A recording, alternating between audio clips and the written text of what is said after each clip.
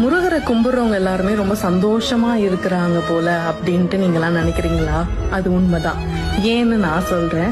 நம்ம வீடியோஸ்ல பார்க்கும் போதும் சரி, எல்லாரும் சொல்லும் போதும் சரி, அவரை கும்பிட ஆரம்பிச்சப்பா என் வாழ்க்கையே மாறிடுச்சு அப்படின்ற வார்த்தையே கேட்டிருப்பீங்க. நானுமே அதையே சொல்றேன். ஏன்னா நான் முருகரோட டிவோட்டி கிடையாது. சாமி கும்பிடுறதே ரொம்ப கஷ்டப்பட்டு தான் கும்பிட்டுட்டு இருந்தேன். லைஃப் ஒரு சர்டன் பாயிண்ட்ல டேர்ன் ஆகும்னு சொல்லுவாங்க. அந்த டேர்னிங் பாயிண்ட்ல நம்ம என்ன பண்றதுன்னு உடஞ்சு நிற்கும் போது நமக்குன்னு சில வழிகளை தோன்றதுக்கு சில வழிகள் நடக்கும். அப்படிதான் இவர் என்னோட லைஃப்குள்ள வந்தாரு.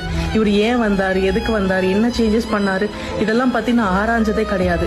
இவர் வந்ததுக்கு அப்புறம் வாழ்க்கை மாறிடுச்சுடா அப்படின்னு சொல்றது கேள்விப்பட்டிருக்கீங்களா? அது உண்மைதான்.